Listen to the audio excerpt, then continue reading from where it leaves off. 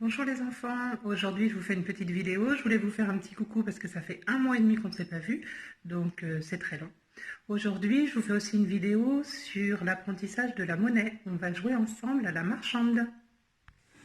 Alors on va travailler avec les pièces de 1 euro, ce sont les pièces plus petites qui sont argentées au milieu et dorées autour. Avec les pièces de 2 euros, c'est l'inverse, ce sont les pièces qui sont dorées à l'intérieur et argentées autour. Elles sont un petit peu plus grandes. Les billets de 5, bleu-gris, bleu clair. Les billets de 10 qui sont plutôt dans les tons orangés, rose foncé. Et les billets de bleu, les billets de 20 un petit peu bleu, un petit peu plus foncé.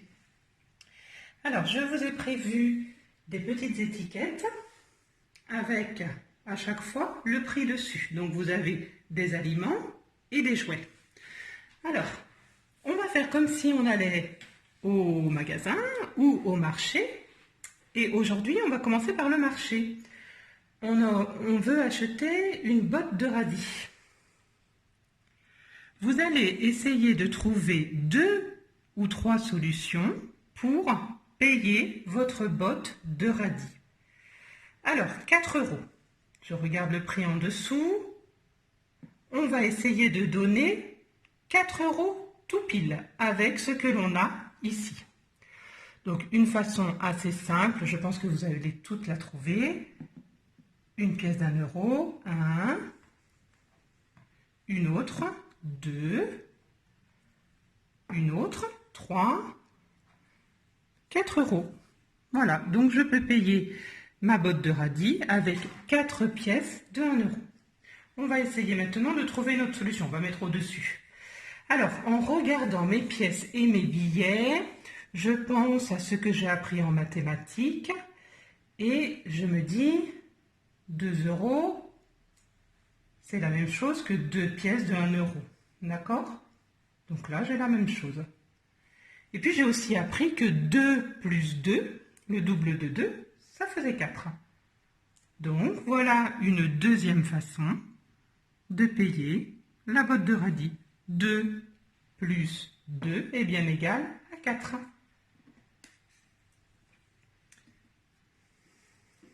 Alors, cette fois-ci, on va aller chez le fromager.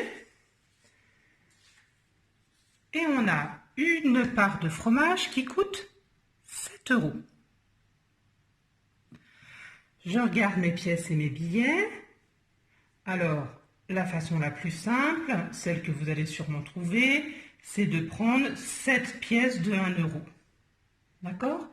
Mais je regarde aussi mes billets. Et j'ai un billet qui est plus petit que 7, le 5. Donc je vais pouvoir l'utiliser. Qu'est-ce que je vais rajouter à 5 pour faire 7? On essaye les pièces de 1. 5 plus 1, 6. Plus 1, 7. Voici une façon de payer ma part de fromage. On va essayer de trouver une autre façon.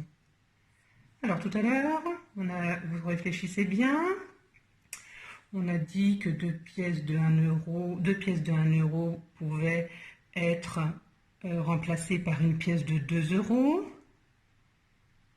Donc, je peux réutiliser un billet de 5 et une pièce de 2. 5 plus 2 égale 7. Alors, cette fois-ci, on va aller au magasin de jouets. J'achète des figurines de dinosaures qui coûtent 25 euros. Alors, 25 euros, c'est une grosse somme d'argent. Plus grosse que la botte de radis et le fromage. Je vais donc plutôt regarder mes billets. 25, dans 25, j'entends 20. Et 20 plus 5, 25. Voilà. Alors, 20, je sais aussi que 20, c'est égal à 10 plus 10. Vous voyez, on travaille un peu pareil qu'avec nos dizaines et nos unités. Une dizaine 2 dizaines, 20 plus 5. Et on peut trouver aussi une autre solution. Si on n'a pas le billet de 5, on peut faire 5 avec les pièces. 2 plus 2, ça fait 4, plus 1, ça fait 5. Ou prendre 5 pièces de 1 euro.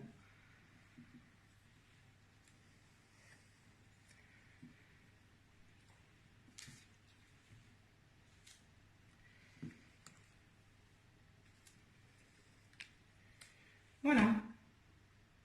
Alors, je vous laisse jouer avec papa et maman. On n'en fait pas plus pour que vous puissiez jouer et trouver à votre tour 2 ou 3 solutions à chaque fois pour acheter des jouets ou des aliments. Vous pouvez ici aussi additionner entre eux, voilà, les aliments ou les jouets. Ici, 3 plus 4 égale 7. Donc, je recherche 7 euros. Voilà pour aujourd'hui. Bonne journée.